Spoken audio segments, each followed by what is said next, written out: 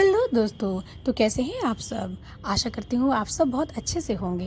दोस्तों, आज मैं आपके लिए एक अनोखी पौराणिक कहानी लेकर आई हूँ। तो चलिए आनंद लेते हैं इस अनोखी कहानी का। इससे पहले आप मेरे वीडियो को लाइक कर दें और चैनल को सब्सक्राइब कर लें। दोस्तों, पौराणिक कथाओं के अनुसार राजा दुष्यंत एक चंद्रवंशी राजा थे।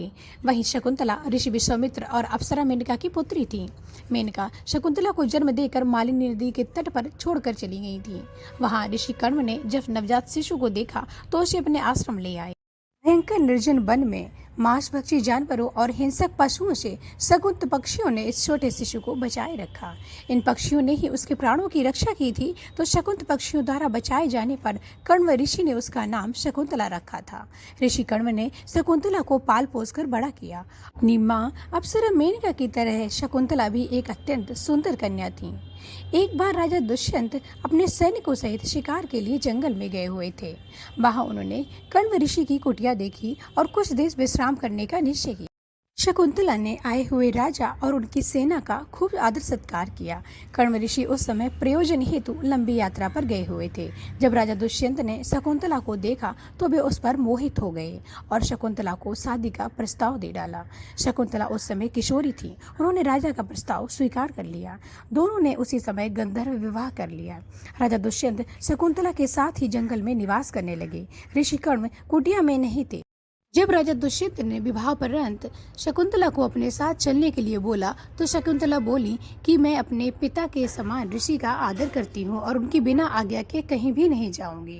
राजा दुष्यंत कुछ समय पश्चात उन्हें अपनी चतुरंगिणी सेना के साथ लेकर जाने की बात कहकर अपने राज्य वापस लौट गए। राजा दुष्यंत से मिलन के बाद शकुंतला गर्भवती हो गई थी। जैसे जैसे समय बीतता गया वह हर पल सिर्फ राजा दुष्यंत के ख्यालों में ही खोई रहने लगी थी। इसी बीच एक बार महर्षि दुर्वासा ऋषि कण्व से मिलने उनकी कुटिया पर आए। उस समय शकुंतला कुटिया पर अकेली थी। ऋषि दुर्वासा ने शकुंतला को कई बार आवाज दी। बारंबार आवाज देने पर भी कोई प्रत्युत्तर नहीं मिला। दुष्यंत के ख्यालों में खोई हुई शकुंतला को कुछ भी आभास ही नहीं हुआ। दुर्वासा ऋषि ने प्रत्युत्तर नहीं मिलने पर बहुत क्रोध किया और इसे अपना अपमान समझकर शकुंतला को श्राप दे दिया कि वह जिस भी व्यक्ति के ख्यालों में डूबकर ऋषि की अवहेलना कर रही है वह उन्हें एक दिन अवश्य भूल जाएगा।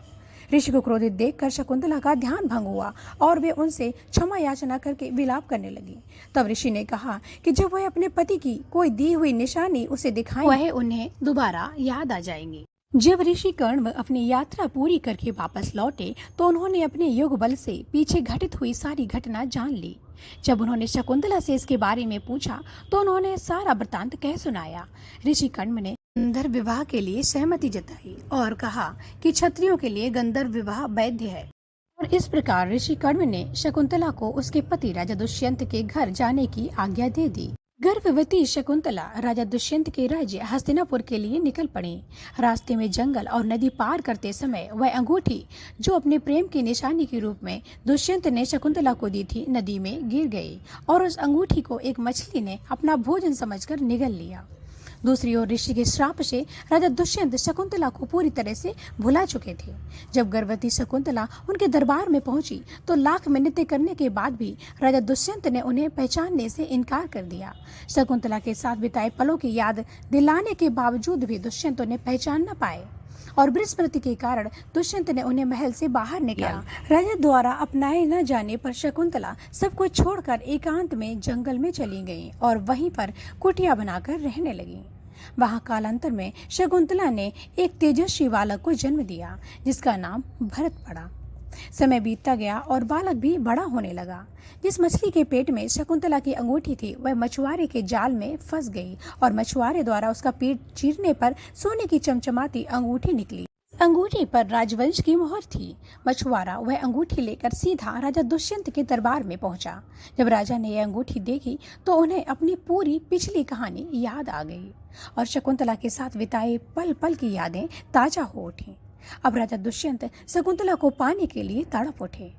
उन्होंने आसपास प्रदेश के सभी दुर्गम स्थानों और जंगलों में अपनी पत्नी शकुंतला की तलाश की, लेकिन वहां उन्हें कुछ भी प्राप्त नहीं हुआ।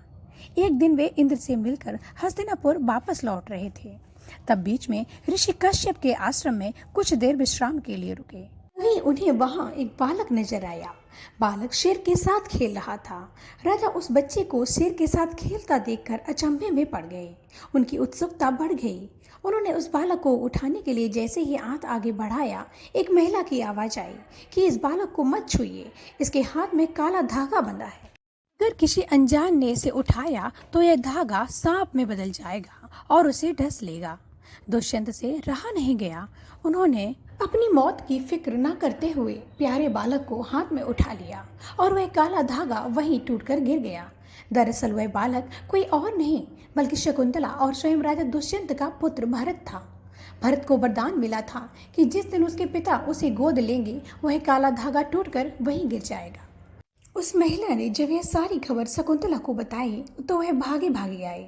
राजा दुष्यंत ने शकुंतला को पहचान लिया और अपने किए की माफी शकुंतला से मांगी। शकुंतला ने उन्हें माफ कर दिया और इस प्रकार सभी वापस महल लौट गए। आगे चलकर भरत एक महान पराक्रमी राजा बने। इन्हीं के नाम पर हमारे देश का नाम भारत पड़ा। तो दोस्तों, मेरी बताई हुई ये कहानी यदि आपको पसंद आई हुई तो कृपया चैनल को लाइक, शेयर और सब्सक्राइब करें।